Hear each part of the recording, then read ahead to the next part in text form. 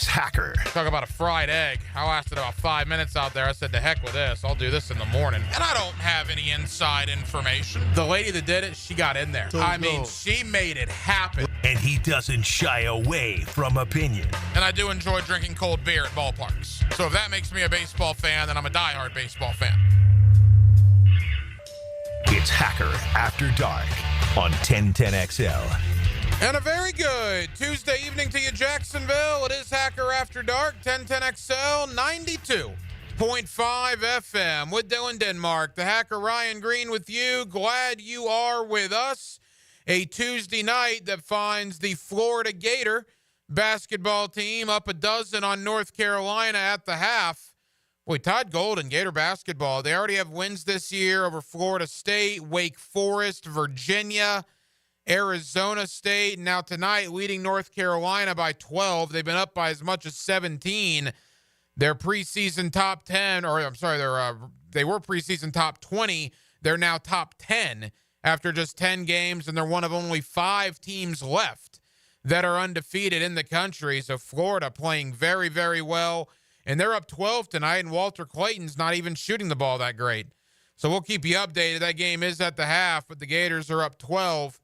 It's also a Tuesday night that finds trouble in Gator Nation on the gridiron, as the Gator fan base is not exactly thrilled at the way the transfer portal is working itself out. A lot of guys that have committed to programs and really nothing of substance for the Florida Gators. I will tell you not to panic about that, and I will tell you why in just a moment.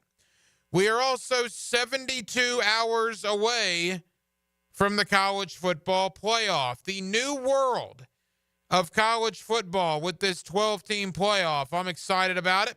We'll certainly spend some time on that tonight and the remainder of the week.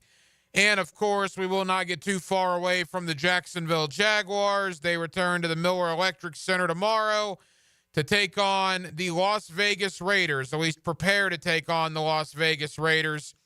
Combined records of 5-23 in Las Vegas on Sunday, but a very important game. Not obviously for any playoff issues, but a very important game when it comes to the draft in late April.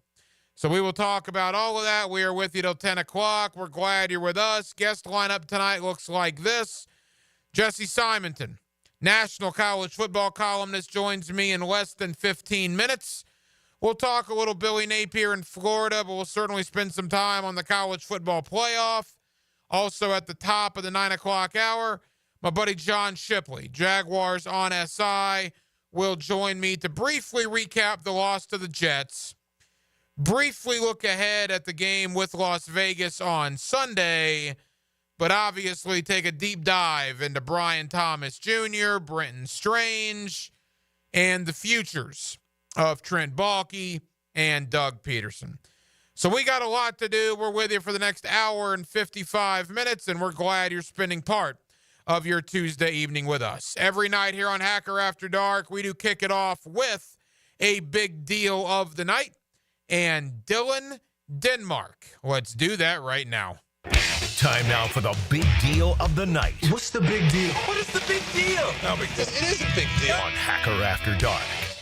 Well, it appears to be the same old for Billy Napier and the Florida Gators when it comes to the transfer portal. Now, they have done some nice things in the portal in recent years. Not overwhelming things, but nice things.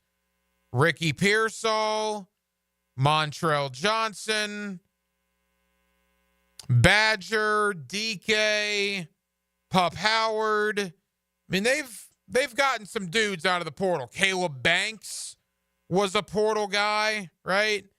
So before you rip Billy Napier, just take a deep breath and remember the guys I just listed off. From Caleb Banks to Pup Howard to Montrell Johnson to Ricky Pearsall to Elijah Badger to Jim DK. All of those guys were portal guys. By the way, Graham Mertz was a portal guy. But I get it. Florida fans see Florida State getting all these guys out of the portal the last couple of days. Florida fans see Miami getting guys out of the portal. Boy, a team like Texas Tech has gone nuts in the portal. LSU has gone nuts in the portal. And I get the frustration. The one thing I want to tell Florida Gator fans tonight about the lack of activity in the transfer portal is this. I hear you. I'm not saying it should not be a little frustrating, but I will tell you that Billy Napier has gotten the best offensive tackle, the best center, and the best defensive tackle he could have gotten in the last 2 weeks. Oh, Hacker, what are you talking about? All they've gotten is a punter out of the portal. Yeah, that's true. That's all they've gotten out of the portal. But the fact that Caleb Banks, Jake Slaughter, and now today Austin Barber have all announced they're coming back to Florida for their senior year is enormous. Enormous. Take any safety out of the portal. Take any corner out of the portal. Take any linebacker out of the portal, tight end. They would have been nice, right? Somebody would have been nice. I grant you that. And I do believe Florida will get guys out of the portal in due time. But the fact that Caleb Banks, Austin Barber, and Jake Slaughter have announced they're coming back to Gainesville for their senior year, I have zero complaints with what's going on in Gainesville right now. Caleb Banks was your best defensive lineman last year, and it wasn't close.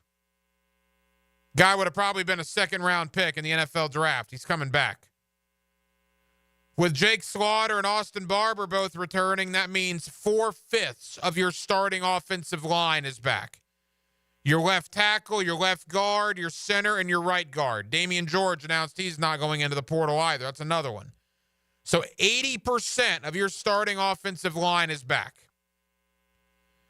I'm of the opinion that Jack Pyburn and TJ Searcy entered the portal because they knew that Tyreek Sapp is also coming back. He has not announced yet, but my guess is Sapp is also going to be back. And if Sapp comes back and you get the trifecta of Slaughter, Barber, Banks, and Sapp all coming back for their senior year, that's a win this offseason for the Gators, regardless of what they do in the portal.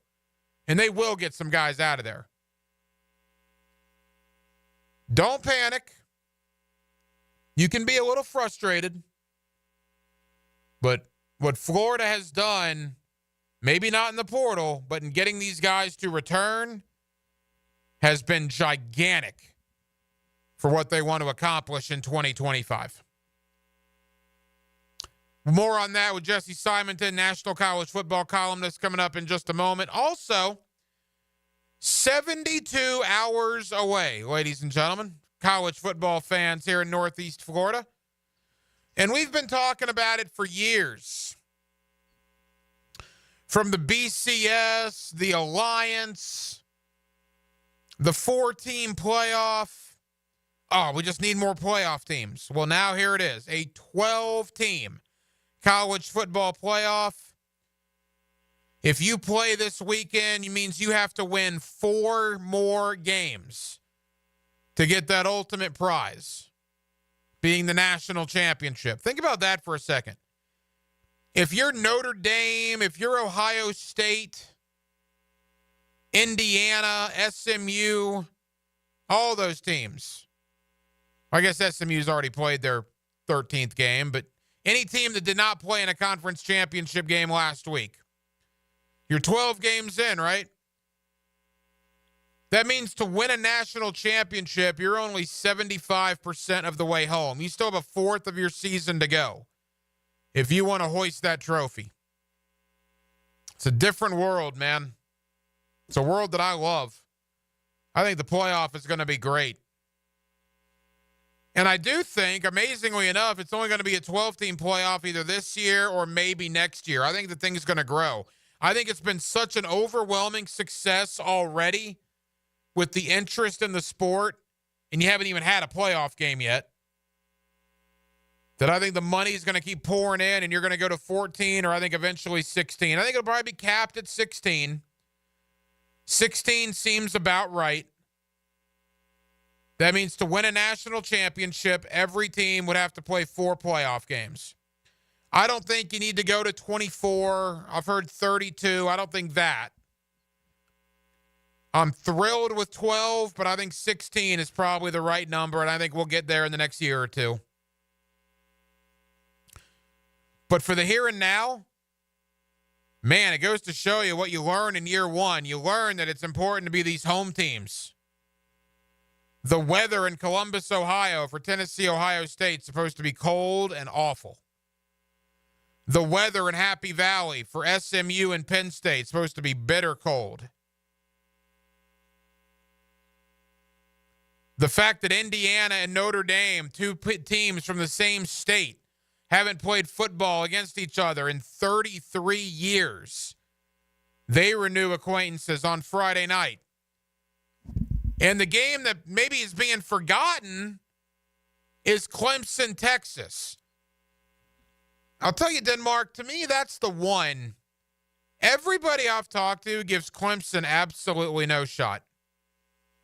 I've heard that Indiana could surprise Notre Dame. A lot of people think Tennessee could go to Columbus and win. Even SMU, with the type of offense they run, could give Penn State problems. But every single time I bring up Clemson and Texas, no-brainer. Clemson has no shot. Do we count out Dabo Swinney that quickly? Well, the roster's not as good as Texas. Agreed. But, I mean, another thing that a lot of people have talked about is, man, you've given everybody a week off. And when you give these teams a week off, you don't know how they're going to come back from that week off. The offenses usually take some more time to, get back and find their rhythm. It wouldn't surprise me if we have a couple upsets this weekend I in agree. the playoff. Then you have all the teams that have 2 weeks off that were your top 4 seeds. How are they going to look? That's a big thing that hasn't been talked about enough. Well, the absolutely crazy thing, if Penn State beats SMU, they'll probably be favorites against Boise. If Texas beats Clemson, they'll probably be favored against Arizona State. That, to me, is the one flaw in this, and I brought that up a little bit on Monday. If you win your conference championship, one of the Power 4 conference, and you win your conference championship game, you deserve to be in the playoff, no doubt about it. As does the highest-ranked group of 5 team, conference champion, like Boise State. They deserve to be in. They do not deserve a bye. I don't know why Arizona State has a bye. I don't know why Boise State has a bye. To me, that's a flaw. They need to fix that. Maybe they'll fix that as early as next year. To me, Oregon deserved a bye. Georgia deserved a bye. And then I guess 5 and 6, right? It would have been Ohio State. Oh, no, I'm sorry. It would have been Texas and Penn State. I think Texas at 5 should get the Boise State bye at 3. I think Penn State at 6 should get the Arizona State bye at 4. And you know what? If you win a conference championship game, even guarantee them a home game. Say they'll be one of the seeds 5 through 8. That gives you incentive to win a conference championship. You will get a home playoff game. I'd be fine with that as well. But again, I do not think they deserve a bye just by winning the conference, like Arizona State did, like Boise State did. That is the one flaw that I have this year that I hope they change. But overall, very happy about it, very excited about it. The 12-team college football playoff, less than 72 hours away. Let's preview the games. Let's talk a little Florida, Tulane, right? The Gators are also in bowl action on Friday. And let's do that with Jesse Simonton. He is a national college football columnist, has been doing it for quite some time. And he joins me next on a Tuesday evening in Jacksonville, Florida. We're glad you're with us. Hacker After Dark right here on 1010XL and on 92.5 FM. He's fearless in the face of danger when entering enemy territory. What is your mission? Get insights and interviews from Jags beat reporter Hayes Carline when he takes you behind enemy lines. Brought to you by Pella Windows and Doors on 1010XL. Hey guys, it's your boy E.T. And you need a little extra boost in the bedroom? Blue Chew is what you need. By now, you probably know that Blue Chew is an online service that delivers the same active ingredients as Viagra, Cialis, Levitra, and Staxin in a chewable form and at a fraction of the cost. So what you waiting for? Blue Chew is all online. No doctor's visits, no awkward conversations, and no waiting in line at the pharmacy. Plus, it ships right to your front door in a discreet package. Their licensed medical providers work with you to find the right ingredients and strengths for your prescription. Guys, if you don't like swallowing pills, no problem. Blue Chew is chewable. And ready for a great offer? How about free? Go to BlueChew.com, consult with a licensed medical provider, and get your first month free. Turn that oh no into a oh yeah. Just chew it and do it. Visit BlueChew.com.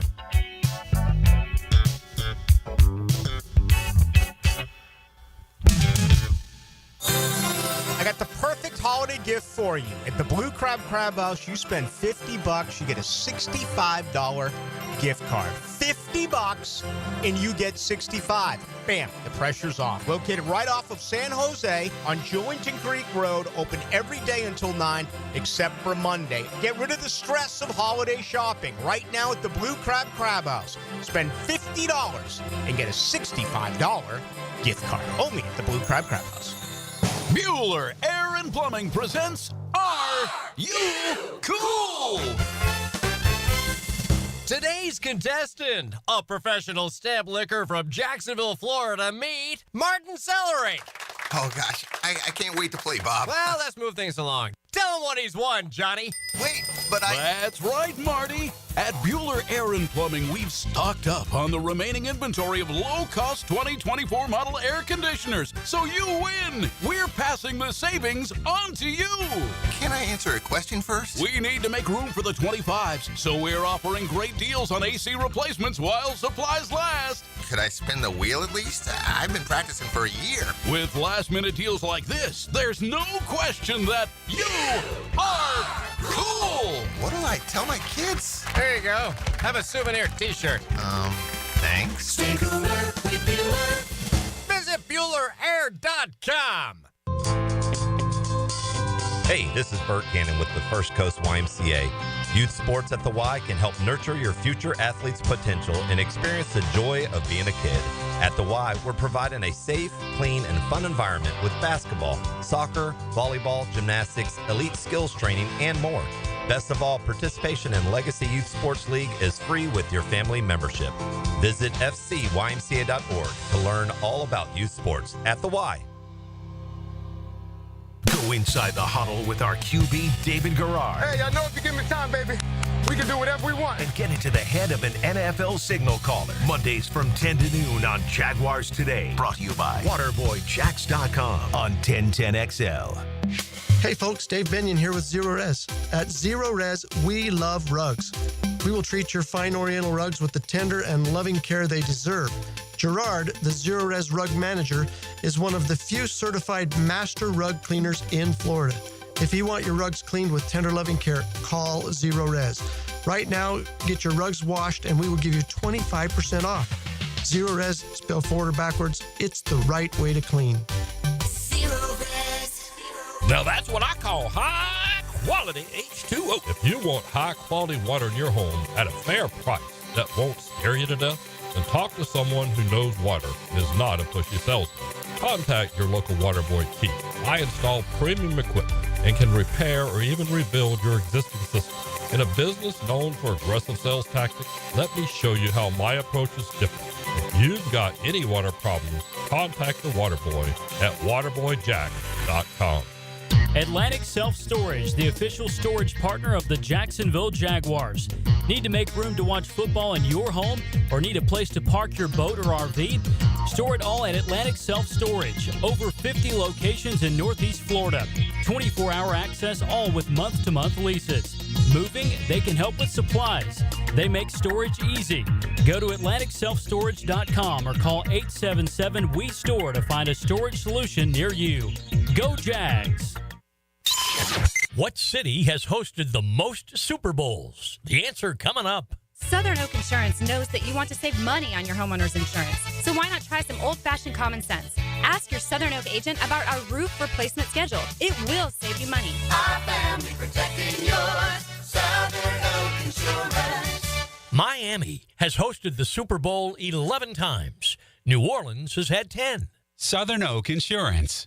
Our family protecting yours. If you're tired of your fence looking like a bad hair day, well, it's time for a fence makeover with Superior Fence and Rail. They'll make your yard the talk of the town with a new fence installed by their expert team. Your fence is fantastic. My fence is giving all of my neighbors some serious pick and envy.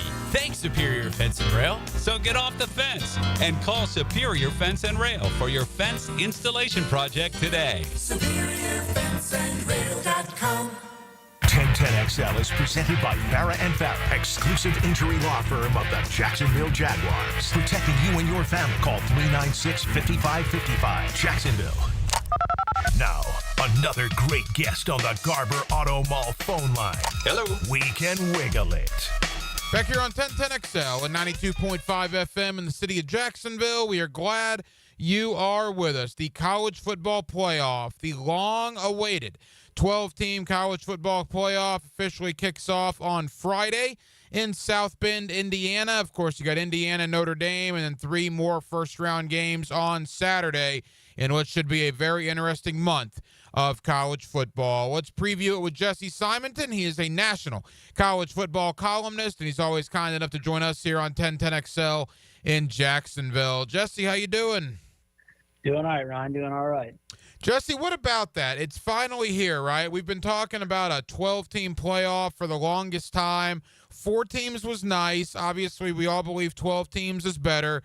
As a guy that covers college football like you do, how big, monumental, whatever verbiage you want to use, will this be over the coming month? Yeah, I mean, I think monumental is probably a good adjective to use. I think even experimental, because I'm not sure how long this 12-team playoff is going to last. It's funny, after this is going to be the first year, and I think there's already griping about the fact that they're not reseeding and that, which seed maybe is the best. How should they actually dish out these automatic buys? I think you could see some real changes before the next playoff in 2025. And then does that mean that we're getting 14 or 16, thereafter? And so it's kind of funny, this is a brand new deal going from 14 to 12 team. And now it may not even last that long. And so monumental, experimental. And I think it's going to be a pretty fascinating first weekend in particular with, what happens with some of these, Southern teams going, to the cold weather. How much does the cold weather ultimately matter? Is the home team actually in some of these situations, whether it be Notre Dame or Ohio State, actually under more pressure than the road teams? So all in all, it makes for a very, very interesting first-time 12-team playoff. I want to get to the games for the obviously in a moment, but I think you said something that I've had a problem with since the committee made their announcement on these teams last week. Look, I think if you win your conference in the Power Four, you obviously deserve a spot to be in, and I'm all for the highest-ranked Group of 5 team, conference champion, getting in. But the fact that Boise State and Arizona State have buys in this thing, Jesse, I think a lot of people have a problem with. What's your opinion on that? Yeah, I think that they were trying to placate and maybe, serve as many masters, so to speak, as they could when they came up with these original parameters and in terms of, the idea of quote unquote fairness and equality. And yet it has kind of penalized some of these better teams. And so I don't think this is going to be something that lasts for the foreseeable future. I think it's something that, frankly, could be changed again before next season. And so, the fact that you have these, I think it's already a little bit confusing when you watch these, ESPN shows for the general public. Maybe not for us that follow the sport on a daily basis and really have a greater, keener understanding and are kind of in the minutia of it. But for the average fan, I think there's also a little bit of just struggle of like, all right, so here's the rankings, but yet here's the bracket because these are the rules. It would be much simpler, I think, ultimately, if they did if you came up with a system where you either just rank the 12 teams and that is your format, and the highest teams get the buys. Or if you want to do the NFL model, you could rank the teams, and then, if there are the upsets, to still give that advantage to the team that earned and kind of worked their way towards that higher seed to then have a reseeded tournament. I wouldn't be upset with that either. National college football columnist Jesse Simonton here with us on 1010XL in Jacksonville. All right, Jesse, let's get to the games. Let's begin Friday night. It's interesting. I obviously don't know the history of Indiana, of the state of Indiana football and the rivalries there, but I got some Indiana buddies that are salivating at the idea of playing Notre Dame because they claim Notre Dame has been, quote, ducking them for decades. Now, look, Notre Dame, I don't think is ducking Indiana, but it is weird that the two teams in the same state have not played on the gridiron since 1991. That's bizarre to me. Nevertheless, Indiana does go to South Bend. What's your opinion on this game? Yeah, and then you go back even further than that, Ryan. I mean, the last time they played was 91, and then after that, I think it was in the 50s. It was right after World War II. And so whether Indiana or Notre Dame, has ducked their, the little brother in state, or if it's just been, that's kind of they'd rather play the Big Ten teams and some other big, more prestigious Big Ten teams, I should say. I don't know. I think this game of the four games it would be the funniest outcome in terms of if Notre Dame lost, just because. And I think that you would add the cherry on top now. That was before Marcus Freeman just got a big extension. Now that Notre Dame has already, before this playoff run, given him a huge contract raise and extension. I think mainly because there's been lots of rumblings behind the scenes that perhaps some NFL teams, whether it's the Bears or some other teams, may come after him.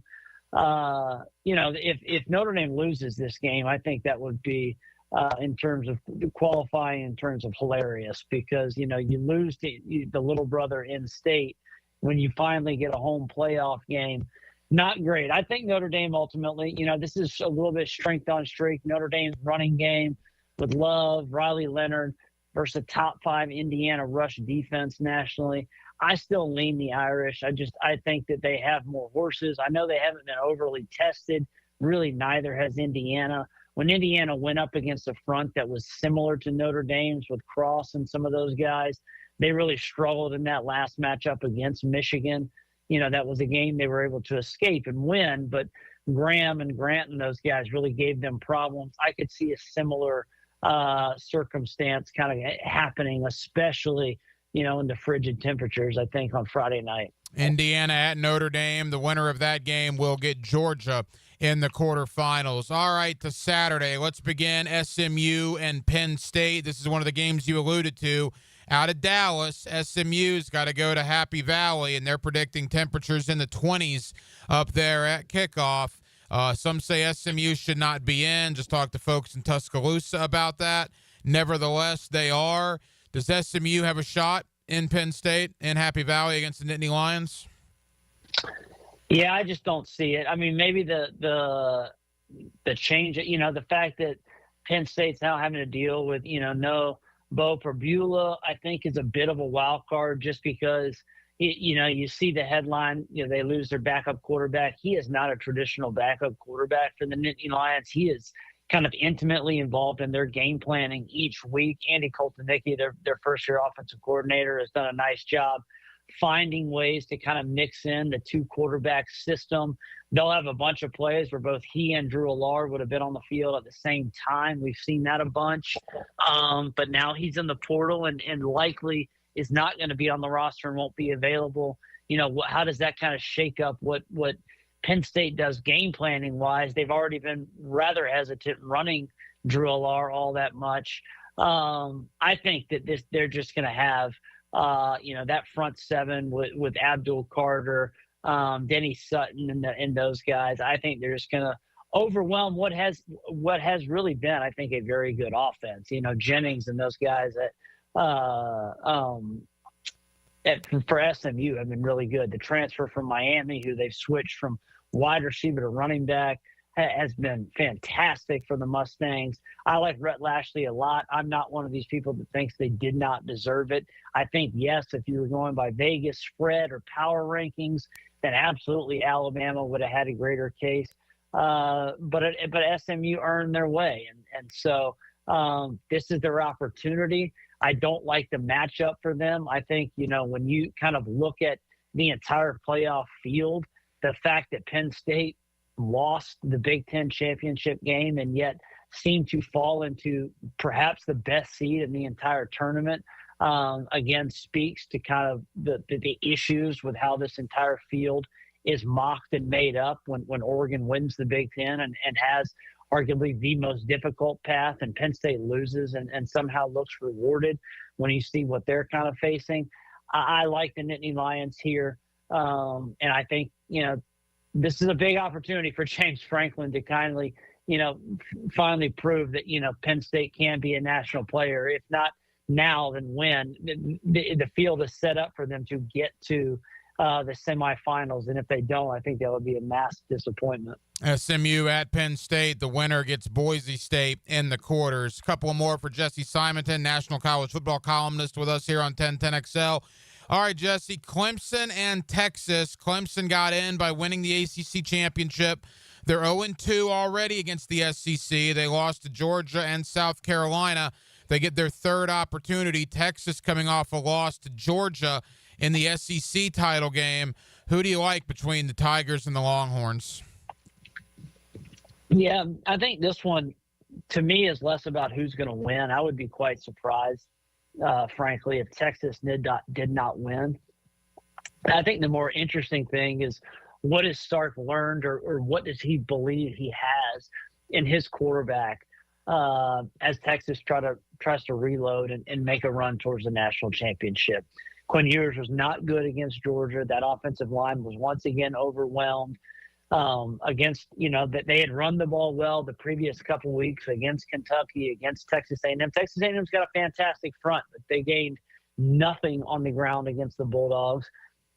Clemson is solid in the trenches, but this will be the first of, I think, many tests for Texas in terms of, what sort of offensive identity are they going to have in this playoffs? And so, frankly, I'm curious about how much Arch Manning's going to play. I think that, there was some teasing in that win over the Aggies. He then was just in for I think 2 or 3 snaps total in the SEC championship loss. I think they're going to need more out of him. Quinn just doesn't look right. Ever since he's really suffered that collarbone injury, he just hasn't had the same zip on the ball the last year and a half. Then when you add in the fact he had the oblique injury this season, so I'm less interested, I think, in the overall outcome of this game, because I would be quite surprised if Clemson was able to muster enough firepower against what I think is probably the best 1 or 2 defenses in the country with the Longhorns. But more so, what is Sark going to do, or what kind of stuff is he going to put on tape for the rest of the playoffs that as Texas tries to make a deep run here? The winner of Clemson and Texas gets Arizona State in the quarters. And that brings us to probably the game of the week in round number 1. I think if you ask people nationally what game are they looking forward to the most, I think Tennessee and Ohio State would be the answer. Down here in the southeastern part of the country, I've seen the hashtag Tennessee takeover. Apparently, they're expecting a lot of orange. Somehow Tennessee got their hands on a lot of tickets in the Horseshoe. I'm curious to see how many volunteer fans will actually be there. I've heard, anywhere from 15 to 20,000 is what they're expecting, which would be pretty wild. What's your thought on Tennessee and Ohio State on Saturday night?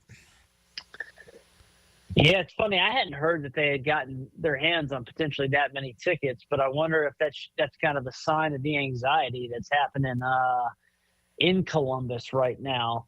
This is a game where Tennessee's playing with house money. They really are. And their fans were, I think, pretty ticked off that they didn't get a home game. And yet you are having to go on the road at the Shoe at night, something they haven't played, ever. Obviously a game in December at this venue. So that's going to be an awesome environment. And yet there's a ton of pressure on Ohio State. Ryan Day, obviously all the narratives around him, the anxiety bowl with all that. I think there's just a ton of pressure on this roster that's the $20 million roster that did not look as such against Michigan. You had all these guys, Jack Sawyer, JTT, the list goes on of guys who came back specifically to beat Michigan, and yet now they went 0 in their career against the Wolverines. And so how do they turn around and respond? I think you can see it two ways, frankly. You can say, hey, this same thing happened to them 2 years ago. They showed up and they nearly beat Georgia in the semifinal, in the playoffs there. And they probably would have won a national championship if they had won that game and got to play TCU. Now, I've joked before, Ryan Day that loss, I think, has carried more weight for Ryan Day than maybe any win he's ever had at Ohio State, because every time someone brings up the fact that he keeps losing to Michigan, they also circle back. Well, they almost beat Georgia. Well, they almost did. Yeah, but they didn't. If they lose this game, I think that could be it. The old comparisons to the ill-famed coach who couldn't beat the Wolverines for the past 20 years, the last time, I think those are going to end. And it's he will now be the next, head coach at Ohio State that couldn't get it done. And they may have another new one, waiting in line. So all the pressure is on the Buckeyes. I was surprised when I saw that the line opened at 7. I thought it would be a bit closer, but that speaks to the fact that folks still believe, Vegas still believes that this is a national championship team. And so who has the better quarterback might be a coin flip there between Nico and Will Howard. But I think Ohio State squeezes it out at home. I think they manage just to get enough done. But it would not surprise me at all if Tennessee pulls off the upset. Of course, the winner of Tennessee and Ohio State gets Oregon in the quarters. Jesse, final question. We got 60 seconds. I got to ask you, Florida actually does play a bowl game on Friday against Tulane. Tulane's had a lot of people enter the portal. To me, this is the classic, well, if you win, you're supposed to. If you lose, it might be a little bit bigger story. But because Tulane's had so many portal issues, I mean, do they have a shot against the Gators on Friday? Yeah, I mean, when you lose Mensa, which was a bit surprising just because Sumrall came back, I think Florida needs to win this game, and I think they should. They've built up that similar momentum that some of these other teams we've talked about. They have it. They're looking to kind of ride high into the 2025 off season, get ready for next season.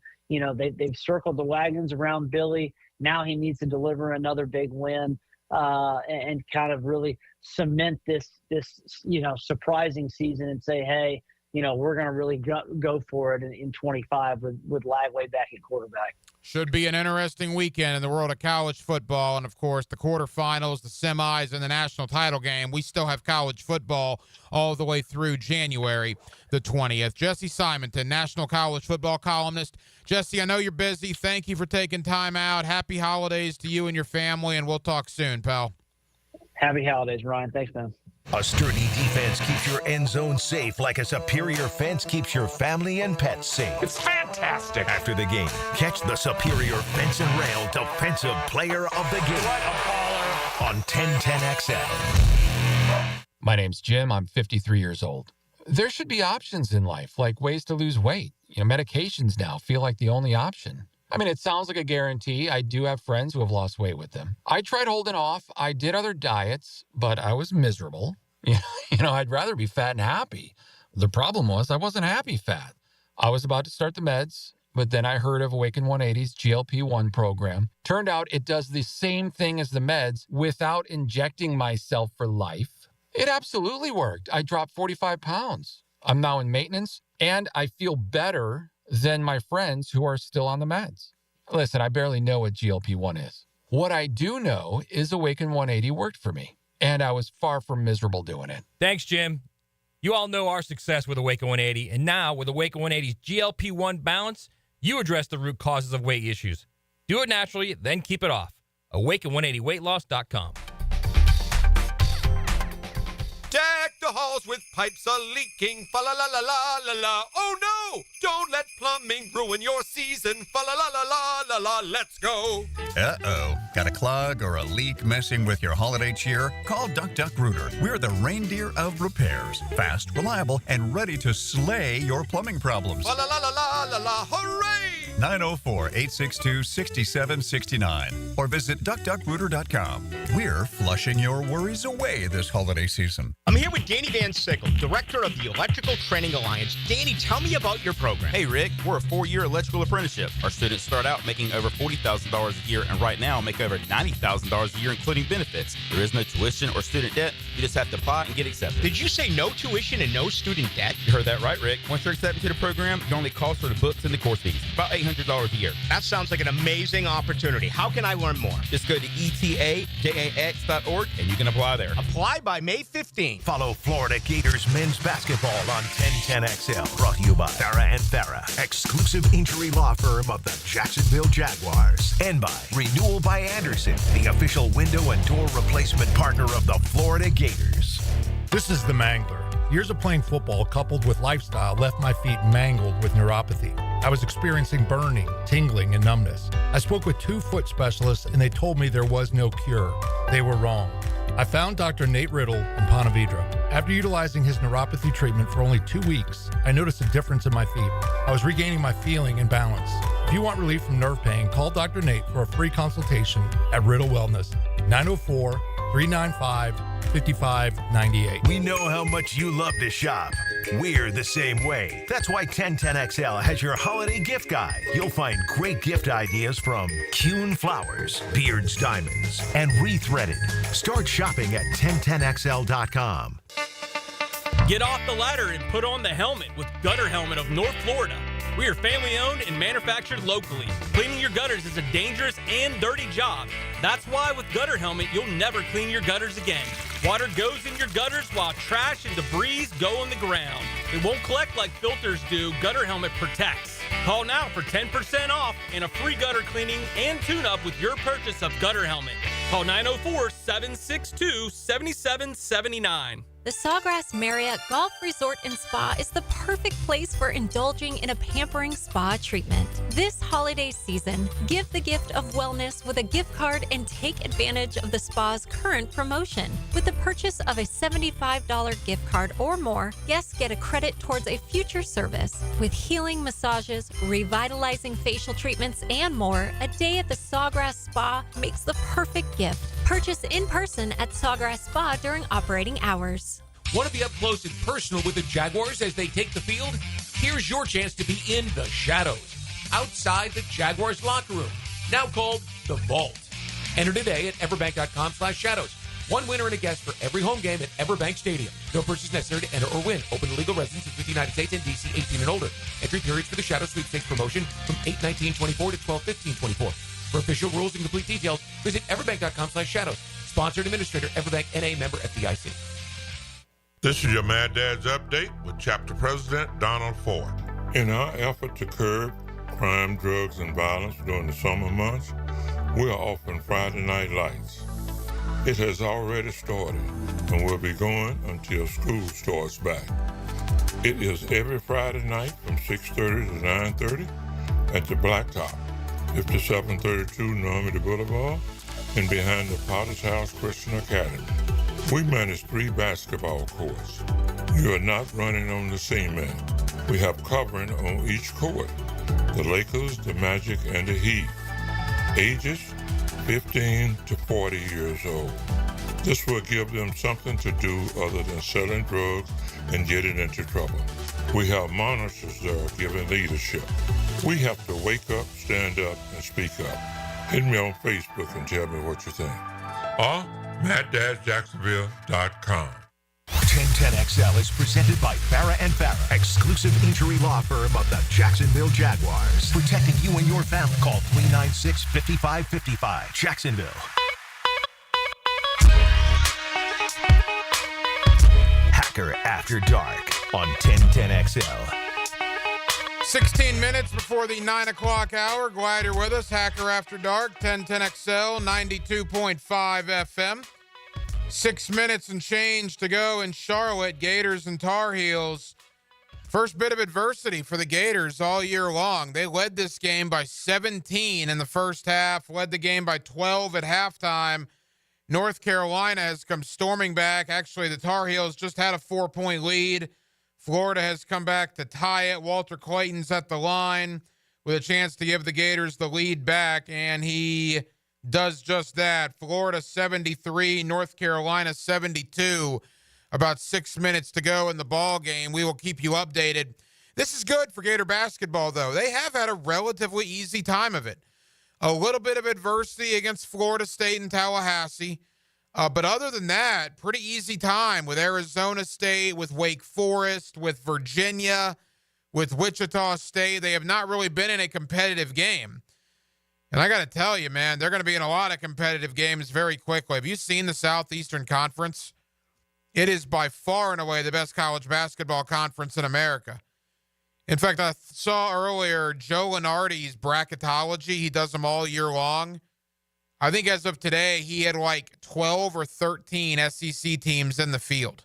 It is wild right now in the SEC. Tennessee and Auburn are the top 2 teams in the country. Florida's in the top 10.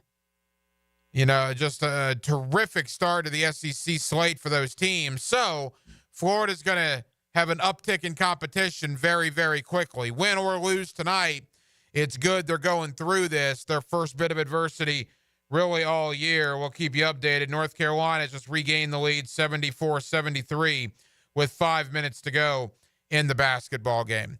To the Jacksonville Jaguars, my buddy John Shipley, Jaguars on SI. He joins me in about 10 minutes or so. Denmark, I was thinking about this earlier, and the question is it fair for Jaguar fans to be excited about the young guys like Brian Thomas Jr., Brenton Strange, Tank Bigsby, Parker Washington, Walker Little, Anton Harrison, mainly the young guys on offense? Not to say they should be over the top excited, but when I ask you, is it fair to have some excitement about those young Jaguar players? Would you say yes? Yeah. I mean, what's there to say no about? Okay, that's fair. That's all I wanted. It is fair to say yes. So do we give Trent Baalke credit for that? You can. I mean, the way the season's been, I mean, it's like, what else can you look to and say that this has been good other than Brian Thomas Jr.? Brenton Strange has come on because of Evan Ingram's injury. Walker Little signed to an extension. Nobody on defense has really done anything. I mean, there's nothing else that you can look to and say, okay, this is what I'm excited about. Yeah, I would argue, and you're right, defensively it's been a lot worse, but I would argue like a Ventrell Miller, which Baalke got a lot of grief for that, if you'll remember, when he drafted him in the 4th round. Jarian Jones is a guy that I think you can get excited about.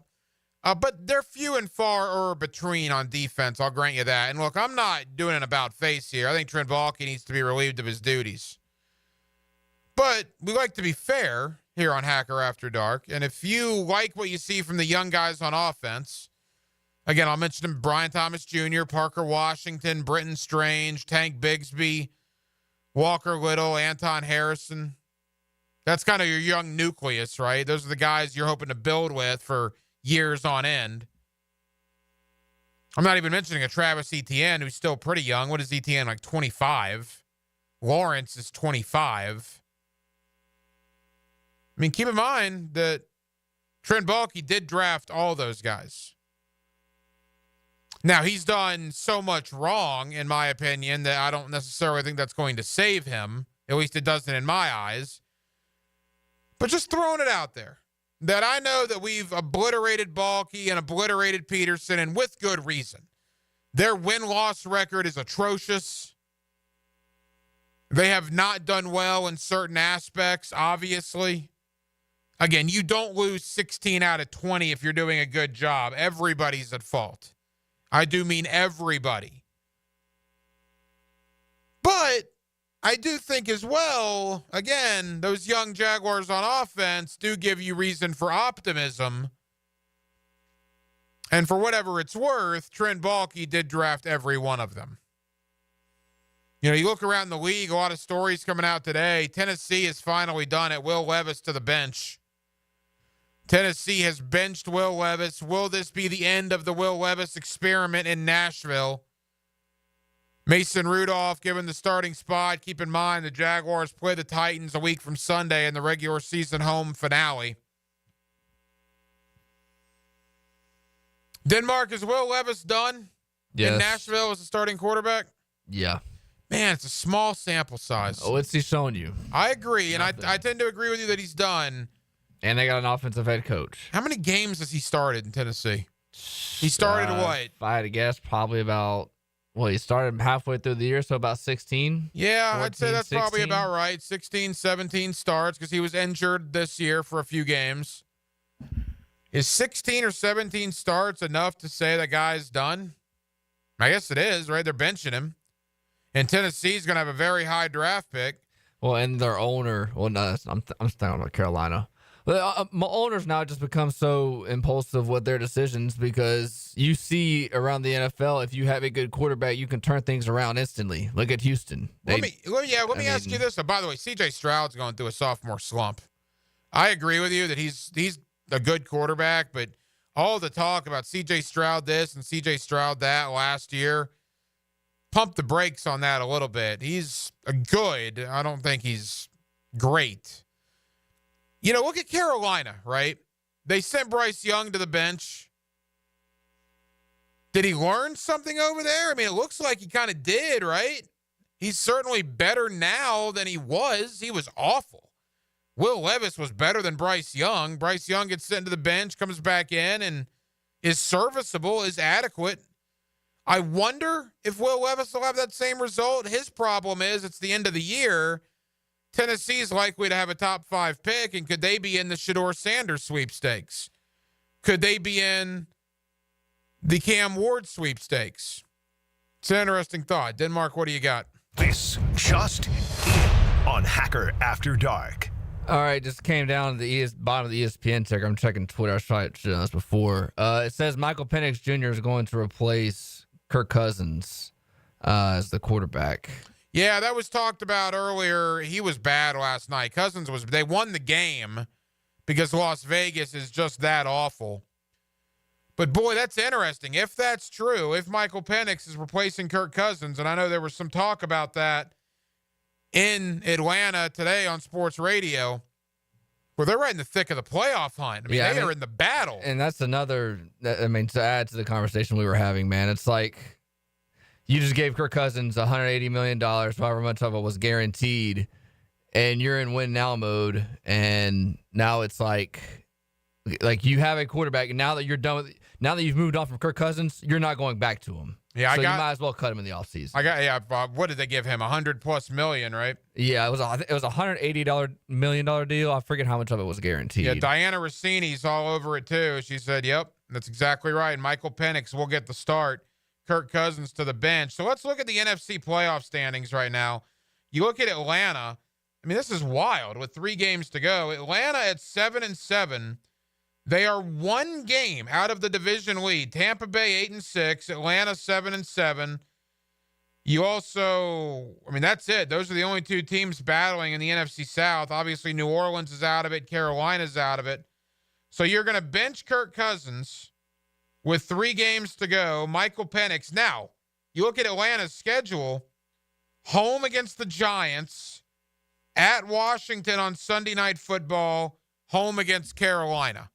Very doable. They should be overwhelming favorites in their 2 home games. But Tampa's got an easy schedule, too. Yeah. So, by the way, the Falcons, if they were to cut Kirk Cousins prior to the start of next year, they would have $65 million in dead money. Wow. Wild. That is. Well, remember, when they drafted Michael Penix, number 8 overall, we all scratched our heads. Like, what are you doing? Well, the thing is, it's one of those situations where the coaches go to the GM and the owner, and they say, hey, we want to sign this guy. Okay, we sign him for X amount of dollars.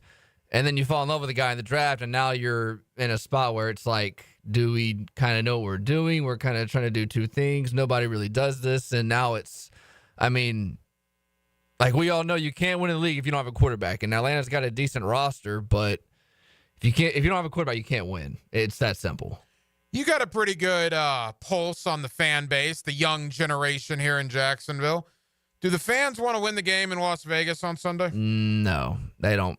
They want a top 5 pick in the draft, and they want like what happened Sunday. They want to be entertained and find a way to lose and get a good pick in the draft. That's I about can it. assure you fans in Las Vegas don't want to win. They had Shedeur Sanders signs in the crowd last night.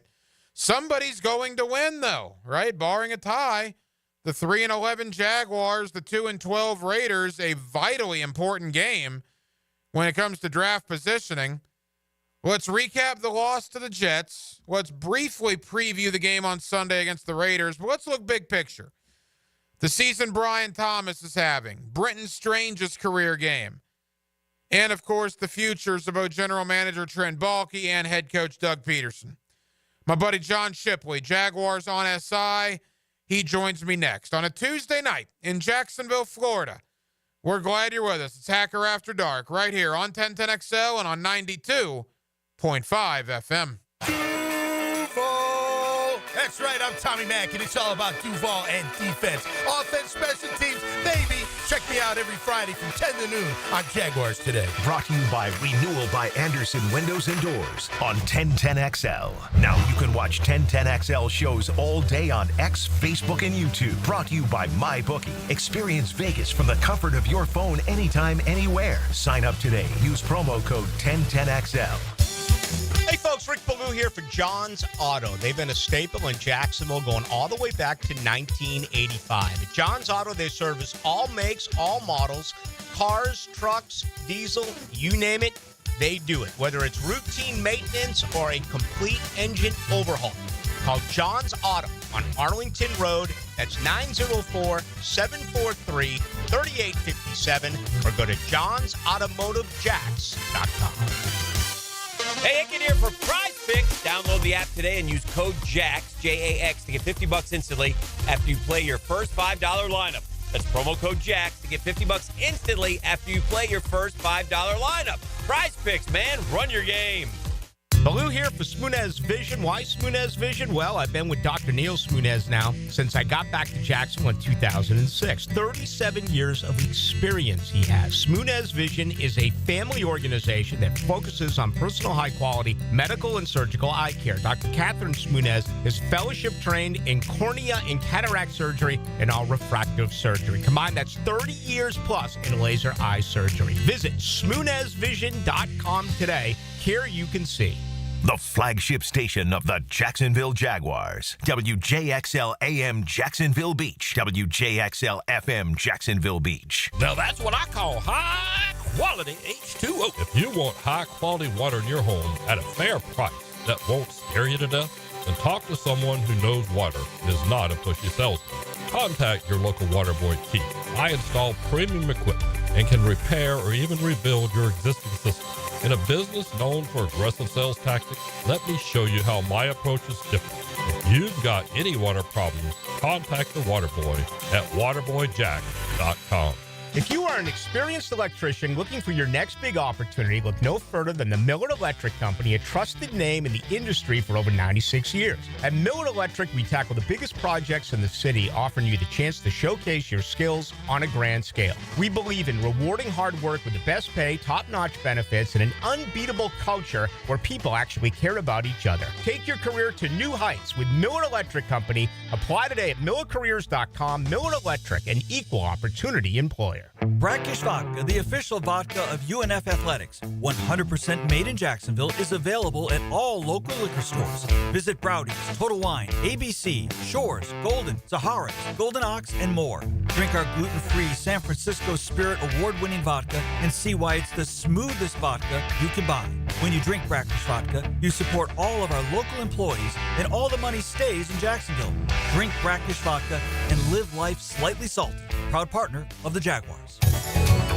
Googan Nation, it's Dreamfinders Danny Hicken here to tell you this is no dream. The folks at Dreamfinders Homes right now have an unbeatable interest rate for you. You may not think you can afford a Dreamfinders home. Well, think again. Take advantage of a 2.99% year one rate. I said it, 2.99%. 15 Jacksonville communities to choose from. Find that dream house and take advantage of an unbeatable rate. Move now, literally. Dreamfinders Homes, the official home builder of the Jacksonville Jaguars. Atlantic Self-Storage, the official storage partner of the Jacksonville Jaguars. Need to make room to watch football in your home or need a place to park your boat or RV? Store it all at Atlantic Self-Storage. Over 50 locations in Northeast Florida. 24-hour access, all with month-to-month leases. Moving? They can help with supplies. They make storage easy. Go to AtlanticSelfStorage.com or call 877-WE-STORE to find a storage solution near you. Go Jags! What is the only team in the NFL to neither host nor play in the Super Bowl? The answer coming up. Having the right homeowner's policy protection means you're staying on top of your most valuable possession, your home. For information on finding an agent, go to southernoak.com. Our family protecting yours, Southern Oak Insurance. The only team in the NFL that hasn't hosted or played in the Super Bowl? The Cleveland Browns. Southern Oak Insurance. Our family protecting yours. My name's Jim. I'm 53 years old. There should be options in life, like ways to lose weight. Medications now feel like the only option. I mean, it sounds like a guarantee. I do have friends who have lost weight with them. I tried holding off. I did other diets, but I was miserable. I'd rather be fat and happy. The problem was I wasn't happy fat. I was about to start the meds, but then I heard of Awaken 180's GLP-1 program. Turned out it does the same thing as the meds without injecting myself for life. It absolutely worked. I dropped 45 pounds. I'm now in maintenance, and I feel better than my friends who are still on the meds. Listen, I barely know what GLP-1 is. What I do know is Awaken 180 worked for me, and I was far from miserable doing it. Thanks, Jim. You all know our success with Awaken 180, and now with Awaken 180's GLP-1 balance, you address the root causes of weight issues. Do it naturally, then keep it off. Awaken180weightloss.com. Injured in an accident? Have mounting medical bills? Can't work? Don't worry. Zach's got your back. I'm Zach Von Rowan of Von Rowan Law. I will fight for the compensation that you deserve. Set up your free consultation at zachsgotyourback.com. 1010XL is presented by Farah and Farah, exclusive injury law firm of the Jacksonville Jaguars. Protecting you and your family. Call 396-5555. Jacksonville. Now, another great guest on the Garber Auto Mall phone line. Hello. We can wiggle it. Back here on 1010XL at 92.5 FM in the city of Jacksonville. We are glad you are with us. The Jaguars and the Raiders come up this Sunday, 4 o'clock. Of course, you'll hear the game right here on 1010XL Radio. The Jaguars 3-11 after Sunday's loss to the New York Jets. Still 3 games to go in the 2024 regular season. John Shipley does a terrific job covering the Jaguars for Jaguars on SI, and he's always kind enough to join us here on 1010XL. John, it's been a little while, man. How are you? I'm doing good, my friend. How you doing? John, we're good, or I guess as good as we can be amidst this 3-11 season that will never end. And if we go back to Sunday, there was some good, certainly, on offense. But, John, I got to tell you, man, there was a lot of bad on defense, and it ultimately cost the Jaguars another home game. Yeah, no, absolutely. It was really, a microism of the Jaguars season. They started out, one of the best starts this year, going to halftime 13-7, and then they just completely fall apart on defense. You have Devin Lloyd covering Devontae Adams 50 yards down the field. You have Devontae Adams with nobody within 3 zip codes of him on the final drive of the game. It was just a complete defensive debacle and meltdown by the Jaguars and their number 32 ranked pass defense. And I think that game summed up perfectly why, regardless of where they pick in the 2025 NFL draft, they need to do something to help their pass defense. Now, that could be a cornerback, such as Travis Hunter or Will Johnson. It can be a defensive tackle like Mason Graham, who can get some interior disruption. But they have serious things that they need to fix on the defensive side of the ball going into next season. The Devontae Adams play late in the fourth quarter, look, he made a couple of ridiculous catches, but the one you're alluding to where there was no one near him, John, that might as well been Jaden Reed in Green Bay a couple weeks ago, or Tyreek Hill in week 1 against Miami. I mean, they have blown coverages every week. Never mind the fact Garrett Wilson in the first quarter on Sunday was also wide open. He could have fair caught that touchdown for the Jets. I mean, that doesn't happen in the National Football League. And if it does happen, it's few and far between. Yet here in Jacksonville, it seemingly happens every single week. Yeah, no, it's been a season-long occurrence. you've seen it week after week. Somebody blowing the coverage. You even saw it, a couple weeks ago against the Houston Texans. Ronald Darby got hung out to dry by Andre Sisco on a deep ball. Darby ends up knocking the pass away, but he was so angry and upset and animated after the play. I remember looking for a yellow flag on the ground thinking, did he get DPI or something? And no, he was just going off on Andre Sisco for hanging him out to dry for yet again this season. It's been a consistent issue. Guys not in the right places, guys running wide open, whatever it is. This has not been a very well organized or cohesive unit. Especially, they had some similar issues with, under Mike Caldwell, especially the last half of last season from probably the Cleveland game on. But I don't think it was ever at this rate. John Shipley, Jaguars on SI. John, you cover the team as close as anybody. Is that a player issue or is that a coaching issue? I think it's a little bit of both. I think it's, a lot a coaching issue. If consistently the team is making similar mistakes and guys are running wide open, and it seems like there's somebody different at fault almost each time, you got to think it's a coaching or scheme issue or, whatever they're teaching them. Something is going wrong. There's some kind of disconnect. I do think, maybe part of it is player issue. You do have some young guys back there, especially in the secondary, but eventually, somebody has to say enough is enough. And if it is a player issue, then I think that even means it's a coach's issue because they're letting it happen. You're either coaching it or letting it happen. It's one of the old things in football, and I think the Jaguars defense is a perfect example of it. John, you can rewind the tape of me and you talking prior to the 23 season about a year and a half ago, and we talked about no one behind Josh Hines Allen and Trayvon Walker. You can rewind the tape of us back in May, June, July here in 2024, again, talking about no one is behind Joshua Hines Allen and Trayvon Walker when it comes to a pass rush. And now here we are in December, again, and they have no one that affects the quarterback. Roy Robertson Harris has not played on this team in 2 months since he was traded, and he's still tied for third with sacks on the Jaguars with 2. Jeremiah Ledbetter tied him on Sunday, getting his second sack. It is general manager malpractice how bad they are at affecting the opposing quarterback. Oh, no, 100%. And I think that was one of their, major issues yesterday. Aaron Rodgers had all the time in the world.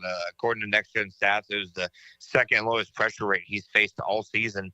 But he was holding on to the ball for one of his longest times in the season, over 3 seconds time to throw, when normally he's getting the ball out very quickly. And it shows up when they're not in the game. When you're seeing DJ Coleman and Eric Armstead on the edge yesterday, they're just not providing really anything. And it just, the thing that's always confused me about this current, Jaguars, regime of decision makers in the pass rushes.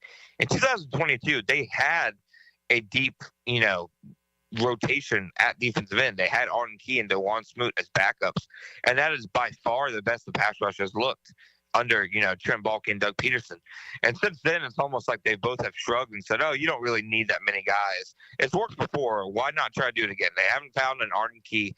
They haven't found a DeJuan Smoot since that season, and I think it's definitely come back to bite them. Yeah, it's absolutely fascinating how bad Trent Baalke is at talent evaluation when it comes to affecting the opposing quarterback. More on Trent Baalke and Doug Peterson in a moment. As far as positives, Brian Thomas Jr., I know the young kids say he is him. I'm 41. Maybe I'm hip enough to say that. But Brian Thomas Jr. is him, right, John? I mean, that guy is an absolute stud. Oh, no, he has completely transcended himself. He's not just having the best season of any Jaguars rookie wide receiver. That's already been decided a long time ago. He's having one of the best rookie wide receiver seasons in recent memory. Jamar Chase, Justin Jefferson type rookie season. He's been absolutely phenomenal. I think there's a good argument to make for him as a top 15 receiver in the NFL right now. And you're starting to see him get a little better at something each week, something different each week. Last week against the Titans, it was, his ability on scramble drills. He gets open on the Mac Jones scramble to help set up Tank Biggs for touchdown. This week it was, winning after the catch. He had 88 yards after the catch, and that's out of his 105 yards. That's something you didn't get to see him do a lot at LSU just because he was used such a vertical threat. we saw yesterday what happens when, he gets in space, especially against man coverage.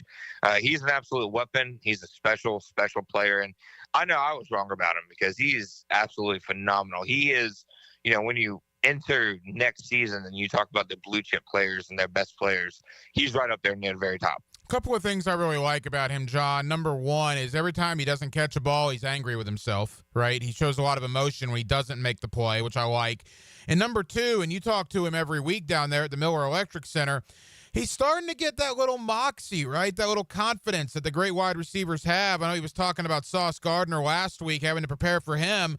And Brian Thomas turned it around and said, look, I think guys have to prepare for me. I love seeing that out of a young player. Oh, no, you're absolutely, I think, seeing that confidence shine more and more. And, he absolutely was correct when he said they had to prepare for him. And, he even had another comment in that same interview where, he said he believes he's open every single play. And I think wide receiver and cornerback are those two positions where you absolutely need to have that confidence, almost, sort of an ego about you, just because, when it comes to true one-on-one matchups in the NFL, that's where most of them happen. So you have to have that belief and confidence in yourself, and he's absolutely demonstrated that. A couple of more for John Shipley, Jaguars on SI. It wasn't just Brian Thomas Jr. on Sunday. Britton Strange had a career day. I like what I saw out of Parker Washington. Tank Bigsby was doing his thing. Overall, the young players on offense, John, performed pretty well against the Jets. Yeah, no, they definitely have some, young pieces on that side of the ball where, they can continue to cultivate and develop that talent moving forward. That's probably one of the best things that the Jaguars coaching staff has done this season is just develop some of the young, players on offense. Anton Harrison, I know he had the 2 holding calls, but he had a good game. He's been playing well as of late. Walker Little's another guy that's younger guy that's playing, well. Overall, it's almost night and day, on offense and defense. Defense is where some of the young guys are struggling. On offense, I don't think you're seeing that. I do think that you've seen to an extent player development on that side of the ball. John, to me, Sunday went about as good as you could have asked for. And what I mean by that is the young guys performed very well on offense. It was an entertaining game. It wasn't a blowout. At the end of the day, they lost. And draft pick aside, I mean, it helps there. But to me, it's not even so much about the draft positioning. To me, my concern was, well, if you win 3 or 4 in a row, and they play some awful teams here, including the Jets, who are awful, and they almost won the game. But if you were to win 3 or 4 of these in a row, would that have swayed Shad Khan's opinion on the future of Trent Baalke and Doug Peterson? What's your thought about all that? My personal opinion is I think, when it comes to Shad Khan and the decisions he's going to make, I think a lot of times people think him not making a decision yet mean something. So him not firing anybody after the Detroit Lions game, I think that has led to some fans to think, oh, that must mean something. They obviously have, some form of, and I don't blame them, but fan PTSD from, past Jaguars decisions. I'm still of the personal belief that they will have a new head coach next season. I'm not as sure on the general manager front, but I just think that, Shad Khan's ready for this season to get to the end, and then he's going to make decisions. And I don't think he's going to let games against, frankly, some of the worst teams in the NFL really sway his decision, because that win against the Titans, morale lifter, of course, but it was a 10-6 win against one of the worst teams in the NFL with probably, until he got benched, the worst starting quarterback in the NFL. And now they're playing the Raiders, again, one of the worst teams in the NFL. Play the Titans next week, one of the worst teams in the NFL. They play a struggling Colts team with one of the worst starting quarterbacks in the NFL.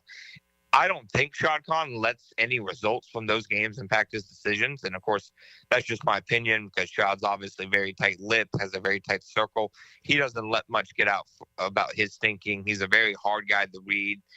But I can't imagine, somebody who is as smart as he is would let games against really bad teams impact his thinking moving forward, because then you look at the Jaguars against, the good teams this year, against the Buffalo Bills and the Detroit Lions. They got absolutely ran out of the building. And then that even goes back to last year when they played the 49ers. When they play the great teams, they get completely throttled. When they play bad teams, they make it competitive. And that, to me, kind of says it all. Final moments, John Shipley, Jaguars on SI. John, the more people you talk to, I think Doug Peterson's in trouble. I'm not so certain about Baalke. I agree with you. If they keep Trent Baalke, how does Shad Khan justify that to this fan base? That's a good question for him, guy. I don't personally think you can. I mean, yeah, I know there's some good young talent that's, of course, been stocked, etc. But I don't think you keep a general manager because he's hit, on a couple picks. I think you keep a general manager because he has a clear plan and vision for the franchise, etc. And I'm not sure that, Trent Baalke does. This last offseason was completely out of character for how the Jaguars said they wanted to build. It seemed like they completely panicked. They overpaid and overspent in free agency after saying that they were no longer going to do that. And it's been, frankly, one of the worst free agency classes in Jacksonville Jaguars history. Eric Armstead's been disappointing. Gabe Davis was injured, the entire season. I don't think hit 250 yards. Devin Duvernay has not been the replacement for Jamal Agnew that I think anybody hoped.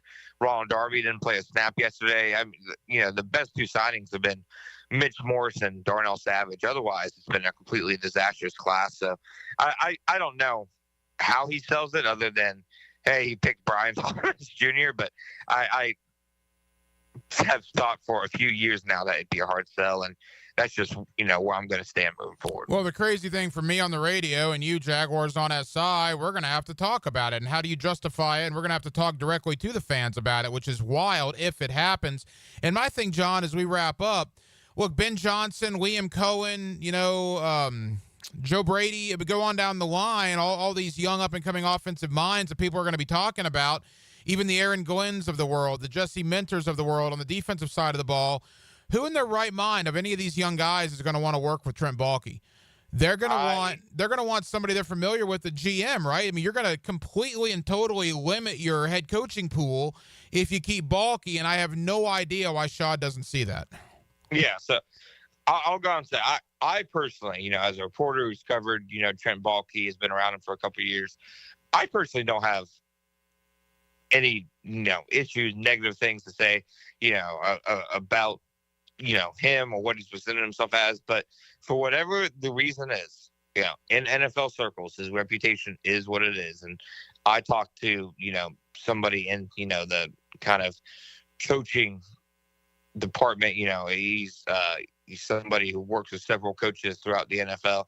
And I asked him a few weeks ago, I said, is Trent's reputation still what it was kind of like the last time Jags looked for a head coach? And he said it was, and maybe, even worse. So for whatever reason, that's just what his reputation is. And I think if you keep him, it definitely makes the head coach search, a little tougher, because it was a pressing issue in 2022. They like to say that it wasn't, but it was, and I think it would be again. I don't understand it. And maybe at this point, John, we're not supposed to understand it. That's kind of where I'm at. I do understand Jaguars on SI and the great coverage you guys provide. Tell the folks here in Jacksonville, John, what you have coming up heading into the Las Vegas game on Sunday. Yeah, we're going to continue, looking at, the Jaguars, really what makes sense for their future moves, because that's all that what's about, these next three games is, them getting kind of a look at some young players and deciding what, fits for the best. But it's 3 weeks until the Jaguars have to make, the big decision on head coach and general manager. And we'll, of course, have, all kinds of stuff, leading up to that for everybody. John Shipley, Jaguars on SI. John, I know you're busy. Thank you for the time. Happy holidays to you and your family, pal. We'll talk again soon. Thank you, my friend. I appreciate it. In every game, there's a limited number of drives. On best, here we go. And there's only one drive of the game. That's a good old-fashioned rear end whipping. Listen for the Randy Marion Cadillac of Jacksonville drive of the game on 1010XL. Awaken 180 weight loss. Awaken 180 weight loss. There's so many things I love about Awaken 180, but one of the ones right at the top is they understand life, man. They understand that things happen, like Thanksgiving a couple of weeks ago, or Christmas, which is coming up, obviously, next week. And you got to make a game plan for it. You got to be realistic in your weight loss journey. You darn well know you're going to have food to eat at Christmas and parties that coincide with that. But you know that going in, right? So you make a game plan for it. And more importantly, you make a game plan coming out of it. You enjoy life on Awaken 180. That's part of it. You got to enjoy the process. Some weight loss programs, just quite frankly, isn't very fun. It's fun on Awaken 180 when you're dropping weight and you can enjoy life in the process. I've lost over 100 pounds, man. Awaken180weightloss.com. If you need to lose weight like I did, take it from me and go to awaken180weightloss.com. I got the perfect holiday gift for you. At the Blue Crab House, you spend $50, you get a $65 gift card. $50 and you get 65. Bam, the pressure's off. Located right off of San Jose on Julington Creek Road, open every day until 9 except for Monday. Get rid of the stress of holiday shopping right now at the Blue Crab House. Spend $50 and get a $65 gift card. Only at the Blue Crab House. For 79 years, each Gator Bowl game wrote a chapter in a story filled with excitement, celebrity, and a touch of drama. The game has seen iconic coaches like Bear Bryant, Vince Dooley, and of course, Bobby Bowden. Football stars like Larry Zonka, Archie and Peyton Manning, and Michael Vick. The 80th chapter features Duke and number 14 Ole Miss. Thursday, January 2nd in primetime on Bill Gay Grounds at Everbank Stadium. Tickets on sale now at TaxSlayerGatorBowl.com. Welcome to Rockville. North America's largest rock festival returns to the Daytona International Speedway in 2025 with Green Day, Korn, Shinedown, and Linkin Park.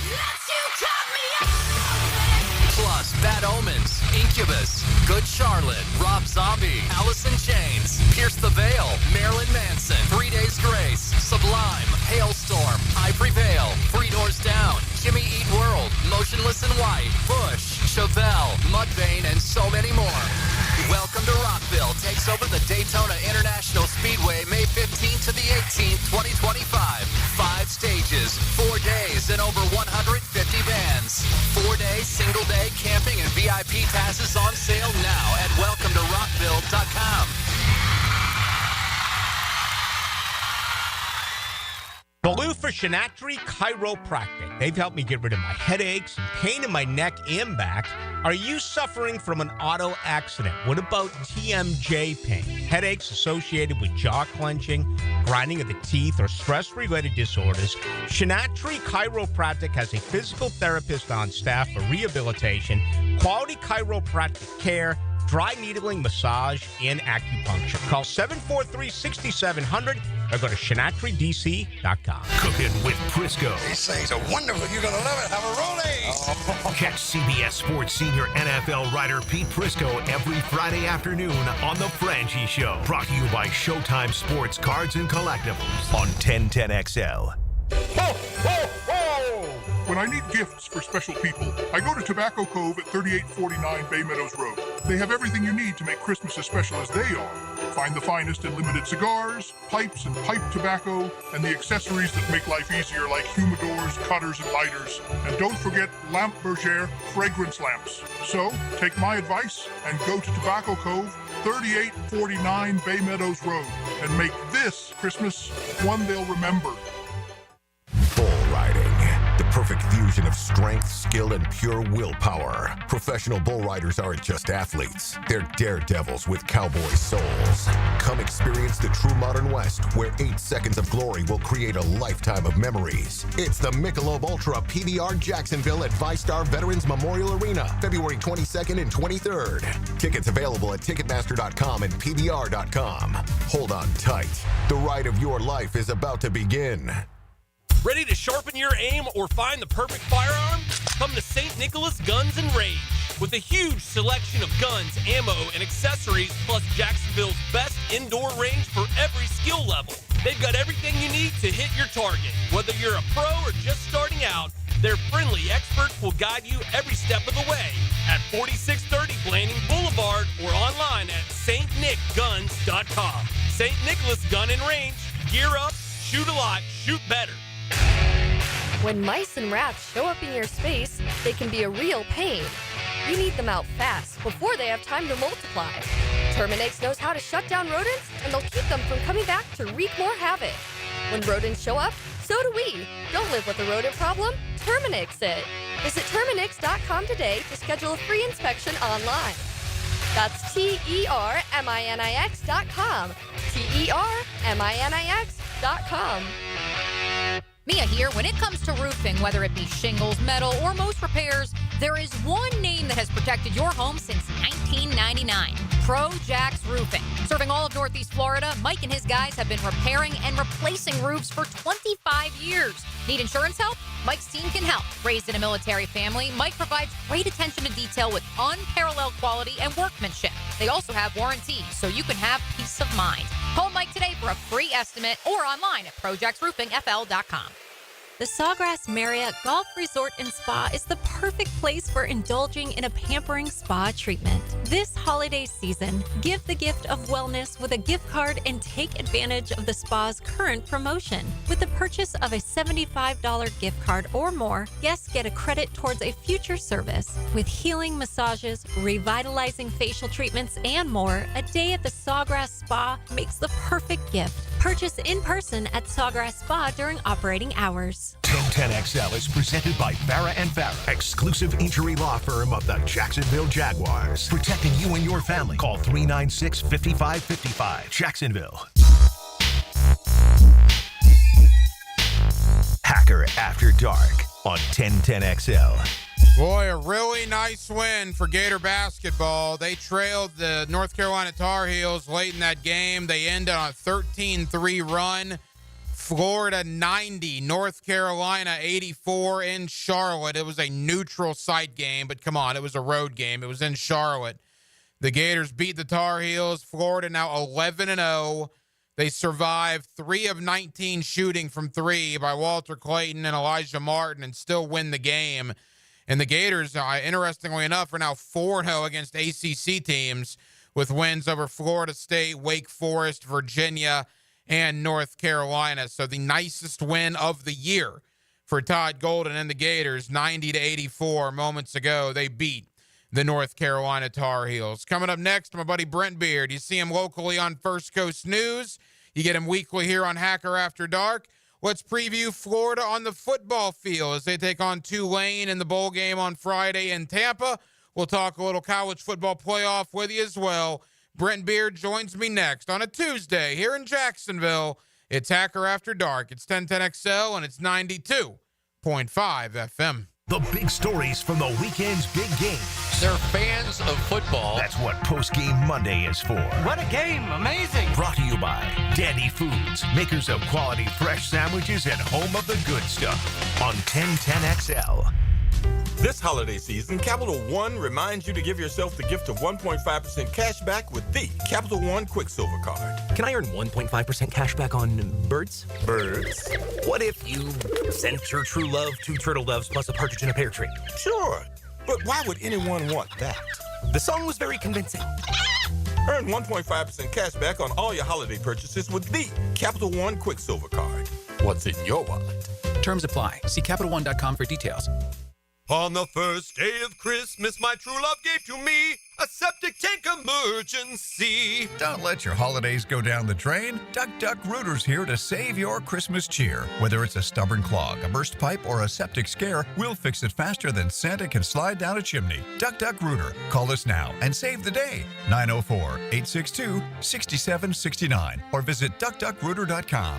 Duck Duck Rooter, because nobody wants a silent night in the bathroom. Hi, I'm Chuck Farah. We know how important it is for you to have a vehicle after you've been injured in a car accident. So when we represent you for your personal injury claim, we'll help you get a rental car from the insurance company while your car is being repaired. And we'll provide this service at no additional fee. If you're hurt and you've got no car, let my team go to work for you. Farah & Farah, protecting you and your family. Call us at 396-5555 or go to farahandfarah.com. Jacksonville. Come on, admit it. Almost everyone you know seems to be playing pickleball now, right? So whether you just want to learn how to play or you're ready to show off your elite pickleball skills, the Y is the place for you. Visit our brand new McGuire Family Pickleball Center at the Brown Family YMCA in Ponte Vedra Beach. 5 top quality outdoor courts and 3 amazing indoor courts where you can learn about dinks, dill ball, falafel, the kitchen, and more pickleball slang at the Y. Every weekend is a Stone Cold Sports Weekend. Hey, Dan Hicken here. Watch for the Weekend with Dan on YouTube and Facebook, and I'll help you put together your sports weekend. Weekend with Dan brought to you by Stone Core. We do the outdoors better. Here's your 1010XL First Coast Community Calendar. Dreams Come True is a local wish-granting organization giving dreams and special times to local children battling life-threatening illnesses. Find out how you can help at dreamscometrue.org. The Wounded Warrior Project provides what medicine and technology can't: community, counseling, and a second chance. Find ways to help at woundedwarriorproject.org. If you're between ages 16 and 24, you can learn a career in construction, electrical, plumbing, or masonry with free training from the AMI Kids Florida Registered Free Apprenticeship Program. Call 576-7337. There's a critical need for all blood types. Please consider donating at a local blood donation center. If you could benefit from a grief and loss support group, call Haven Hospice at 279-1677. If you're involved in a community event and you'd like us to help spread the word, find out how at 1010XL.com. Hey everybody, Jennifer Marion with Randy Marion Cadillac in Jacksonville here to say hello, and we'd sure like to have your business. You know what? They're going to love the king of price. My dad believes in making great deals and having a great selection in stock. Cadillac XT4s, XT5s, and XT6s, and Escalades. The all-electric Cadillac Lyriq. CT4s and CT5s. Cadillac luxury and selection is just waiting for you. At Randy Marion Cadillac, Southside Boulevard, Jacksonville. And don't forget, tell them Jennifer sent ya. Are you embarrassed by your ugly, cracked concrete driveway? Need to enhance your home's curb appeal? StoneCore on Phillips Highway is your one-stop shop for all your outdoor needs. Replacing with new stone pavers will transform your driveway into a stunning work of art. Say goodbye to unsightly concrete and hello to beautiful, durable pavers that last for years. Visit StoneCore today and let's beautify your home together. StoneCore.co. We do outdoors better. This is David Lane. After suffering through several painful injuries to my shoulder, back, and knees, I've taken my issues to Southeast Orthopedic Specialists, and without fail, they've been a tremendous help towards solving my problems. If you have any orthopedic situations, don't procrastinate. Take action today. Give those aches and pains to the pros at Southeast Orthopedic Specialists. You'll be glad you did. Relieve pain and get back to life. Southeast Orthopedic Specialists. 1010XL is presented by Farah & Farah, exclusive injury law firm of the Jacksonville Jaguars. Protecting you and your family. Call 396-5555. Jacksonville. Now, another great guest on the Garber Auto Mall phone line. Hello. We can wiggle it. Back here on 1010XL at 92.5 FM in the city of Jacksonville. We are glad you are with us. And just like that, it is playoff time in college football. The first ever 12-team playoff gets underway on Friday with Indiana and Notre Dame. The other first-round games take place on Saturday. It has been a long time coming for this playoff of 12 teams, and it finally does kick off in a couple of days. Brent Beard, you see him locally on First Coast News, and we're lucky enough to have him here every week with us on Hacker After Dark. Mr. Beard, how are you, my friend? Just an amazing time of year, Hank. And look, before we get to the playoffs, we basically have a bowl game or two every night. So that's going to be exciting also. But we have never seen the excitement that we're going to have with this playoff. So really pumped about that. It's going to be a great weekend as it goes through. But the news in college football right now is absolutely never ending. Yeah, there's a ton going on. Before we look ahead, Brent, let's take a brief look back. You are a Heisman voter. I know you released your ballot after the announcement. What was your thought on Travis Hunter bringing home the Heisman Trophy? Yeah, not surprised. Thought that would happen. The Hunter led Division I football in 20-plus yard catches. He was second in touchdowns, fifth in reception, sixth in yards, and anybody really whu can play as much as he did. I believe he had like almost 400 coverage snaps, for instance. So, I mean, he basically averaged probably anywhere from 100 to 150 snaps a game. So, I mean, that is frankly unbelievable. A lot of people thought Ashton Genty, who was second, should have gotten it. Dylan Gabriel, third at 24, votes. Kim Ward. And listen, this was the first time in a long time that there were no SEC players in the top 10, which frankly is unbelievable. Quickly, Brent, because we got a lot of games to preview. Were you surprised how close the final vote was? Hunter won, but it was a battle against Genty. It sure was. Yeah, I thought it would be a wider discrepancy than it was. And Genty had, his last performance in the championship game was 200-plus yards. So that made a real difference. And again, whether it's the playoffs or the Heisman, heck, if you play in that last game, that championship weekend, as opposed to where if you don't, it makes a difference, doesn't it? It does, no doubt. That final impression, no question about it. You see Brent Beard on First Coast News. You also get him weekly right here on Hacker After Dark. Brent, before the playoff, the Florida Gators are on the field this Friday down in Tampa against Tulane. Look, this is one of those games that you really don't like, honestly, because if you beat Tulane, well, you're supposed to. If you lose to Tulane, it's a bigger story. I know Tulane has got a lot of guys in the transfer portal, including their starting quarterback, their two best defensive tackles. So, clearly on paper, Brent, Florida should win this game on Friday. Yeah, they should. Tulane's just glad to be there. John Summerall, their coach, is a really up-and-coming coach. He was at Troy, Tulane now, replacing Willie Fritz. And he has done a fabulous job. He will be in the SEC sooner than later. Good opportunity for Florida to be in Tampa for recruiting purposes during the week. They'll have probably a chance to visit with a lot of recruits during that time. My main thing with this, Hack, is just keep your frontline players healthy. The last thing you need is someone to get hurt in December when you're talking about playing and basically starting the season in August. So, yes, I think Florida should win, and hopefully they'll play a lot of players.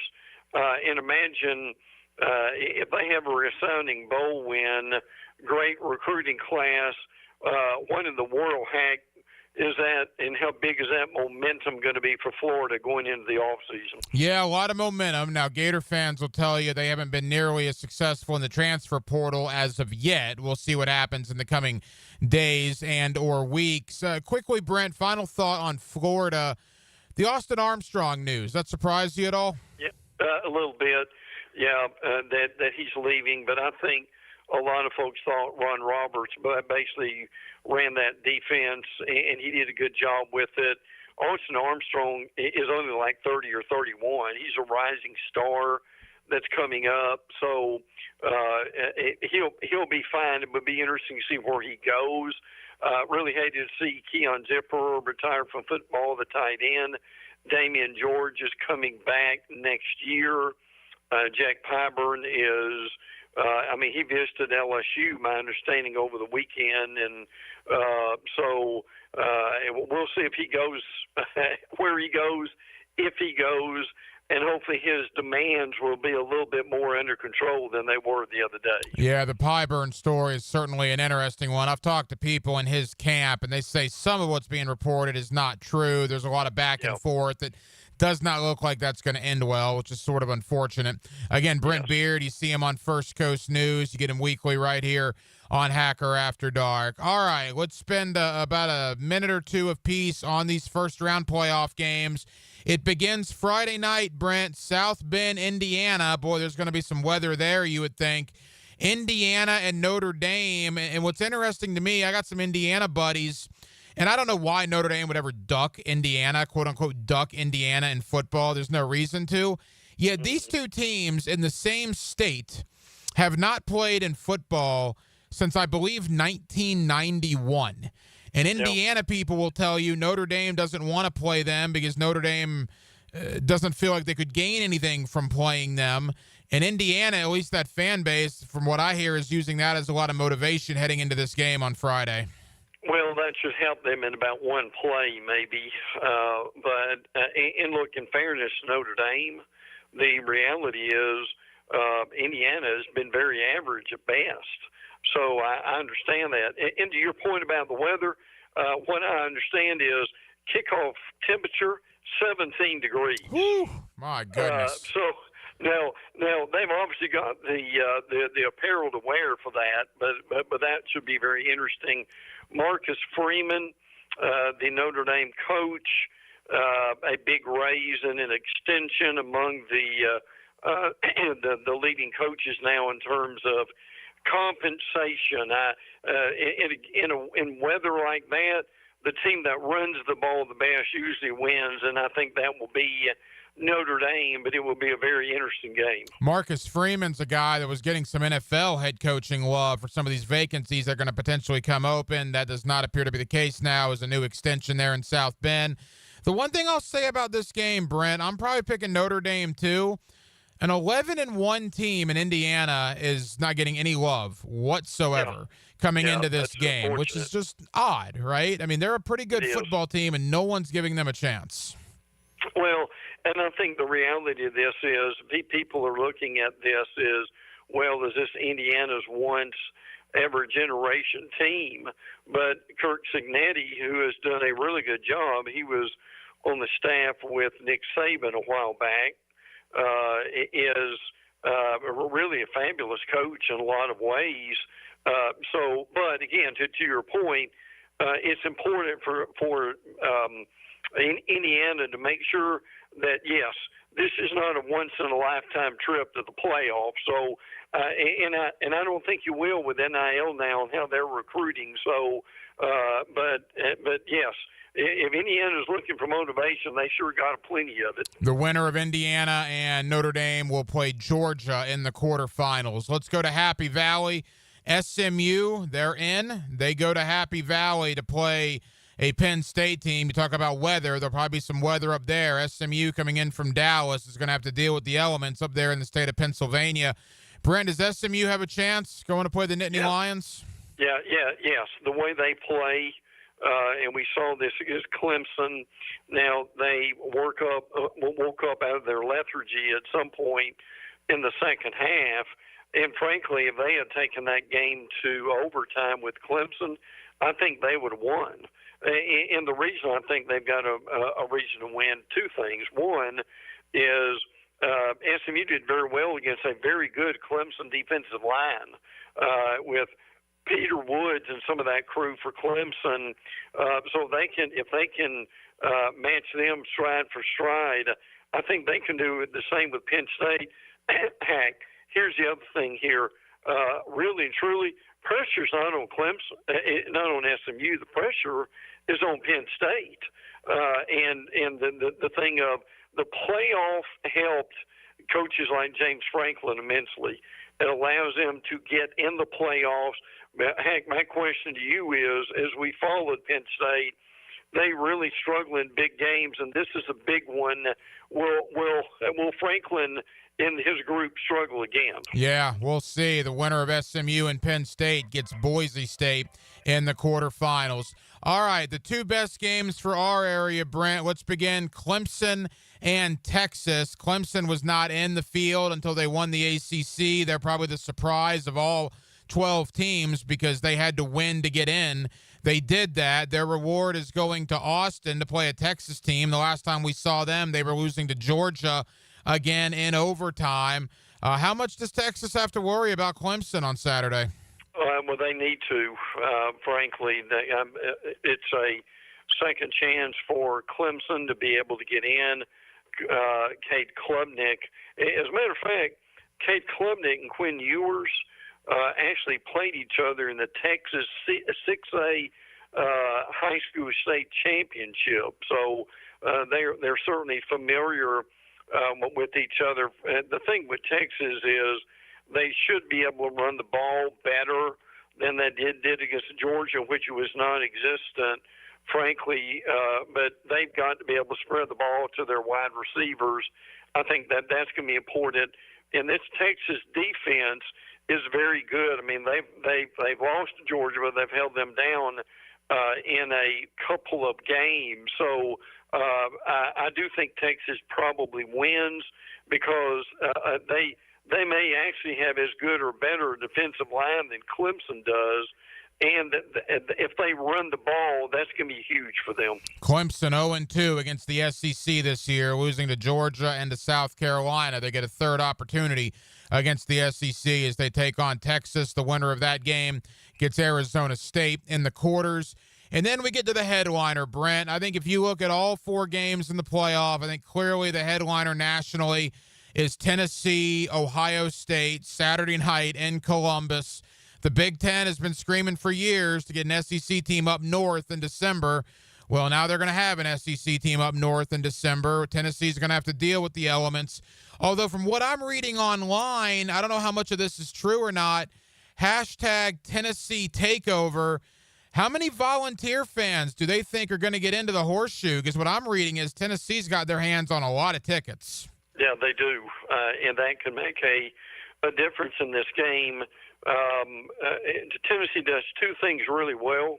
They run the ball with Dylan Sampson, and they play really good defense, and that travels, and that's going to make a big difference for them in this game. Heck, my Stars, can you imagine the pressure right now on Ryan Day after the Michigan loss?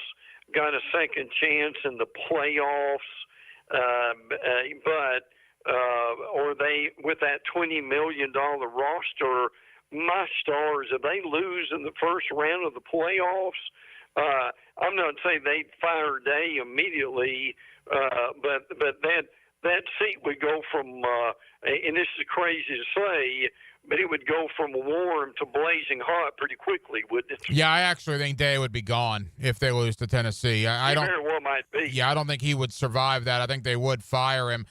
Tennessee, look, I mean, they're certainly not the best the SEC has, but they've been very, very good and very under the radar, right? We've talked so much about Texas and Georgia and Alabama and all these schools, right? The Tennessee's just kind of gone about their business, done their own thing, and they're, where are they, 10-2, going to Ohio State. It's quite an opportunity for Josh Heupel and the Volunteers. The thing for Tennessee is in their quarterback, Nico Lomaliva, is still just growing up. I mean, he was pretty average at times this year. Now, a lot of this is going to depend. Brew McCoy, Squirrel White, their wide receivers, are those guys going to be healthy? Even Dylan Sampson was banged up in the Vanderbilt game, but I think at this point they should be fine. But no, I think look, that's really a good point. Tennessee, in a lot of ways, really under the radar with this game. But again, that will be the mantra, and we'll be tired of it by Friday, of the Southern teams going to play in the North. I mean, it's not like you don't have appropriate apparel that keeps you warm in weather like that. I know it's a challenge. I get that. But, again, the running game and the defense will help Tennessee tremendously. Tennessee, Ohio State, the winner plays Oregon in the quarters. You see Brent Beard on First Coast News. You get him weekly here on Hacker After Dark. Brent, we got about 2 minutes to go. Let's end with this. Some news coming out this week out of Tallahassee. Mike Norvell giving $4.5 million of his salary back to the university. What can you tell us? This is beginning to be a little bit of a trend that we see with coaches. Brian Kelly at LSU announced last week that he was matching donations to the LSU collective of up to $1 million. So that is interesting. Mike Norvell is giving $4.5 million of his salary in a reconstructed contract in the school's new Vision of Excellence campaign. So he is trying to help them out with this. And as a matter of fact, school's going to be getting $20.5 million with their athletes starting on July the 1st. We'll get into that more as it goes along. But we're seeing more of this. Certainly a good move, showing some leadership of Mike Norvell. But I will also say, Hack, is probably a pretty shrewd move after you've had the year that Norvell has had at FSU. One of the ways to stay in good standing would be to get back a little bit of money, right? Yeah, there's no doubt about that. After 2-10, it probably is a good move for Mike Norvell to do that. Absolutely. It's always a good move for us to have Brent Beard on the program. You see him locally on First Coast News, and we're lucky enough to have him weekly right here on Hacker After Dark. Brent, enjoy the playoff next week. We'll preview the quarterfinals. That's when Georgia will take the field. That's when the number one team in the land, Oregon, will take the field. It is a great time of year in college football, and we'll be back to recap all of it in 7 days. Thank you, pal. Can't wait, bud. Take care. And as we near the holidays, folks, to be safe, and an early Merry Christmas to you and the family and all. Now the cool down with Donovan Air, Electric and Plumbing, keeping Jack's cool since '87. And thank you to my buddy Brent Beard. You see him locally on First Coast News. You get him weekly right here on Hacker After Dark as the Gators are on the field Friday for their bowl game in Tampa against Tulane. And then, of course, the college football playoff, man. It starts Friday night with Indiana, Notre Dame, and then a triple-header on Saturday with SMU, Penn State, obviously Clemson, Texas, and the big one, Tennessee and Ohio State. Kind of surreal that we're here. I mean, we've been talking about a 12-team type playoff for years and years and years, and now here we are on the doorstep of it. We are about, 72 hours away from the playoff. And again, this is just the first round, right? The winner of Indiana, Notre Dame will take on Georgia. The winner of SMU, Penn State will take on Boise State. The winner of Clemson, Texas will take on Arizona State. And, of course, the winner of Tennessee, Ohio State will take on Oregon in the quarterfinals.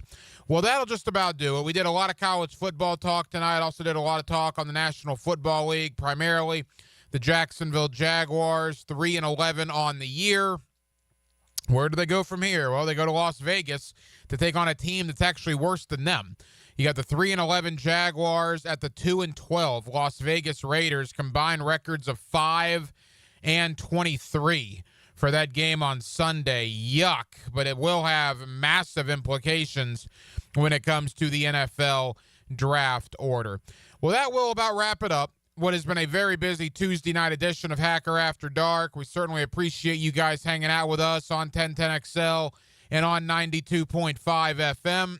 We got a ton of people to thank. Again, my buddy Brent Beard. You see him locally on First Coast News, and you get him weekly right here on Hacker After Dark.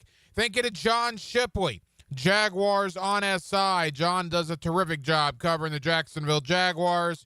As we looked back on the loss to the Jets, we previewed the Raider game a little bit, but basically talked about the future, right?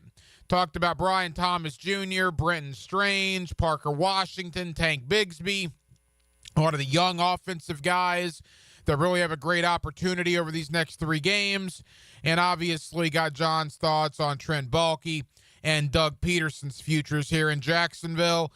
And back in hour number 1, Jesse Simonton, national college football columnist. Always appreciate talking with Jesse, talking Florida, Tulane, and, of course, previewing the college football playoff. We will be back tomorrow night on a Wednesday, and we will do it all over again beginning at 8 o'clock. Dylan Denmark was your producer tonight. Dylan, great job as always. I'm the hacker Ryan Green. And again, Jacksonville, thank you for spending part of your Tuesday evening with us right here on Hacker After Dark on 1010XL and on 92.5 FM.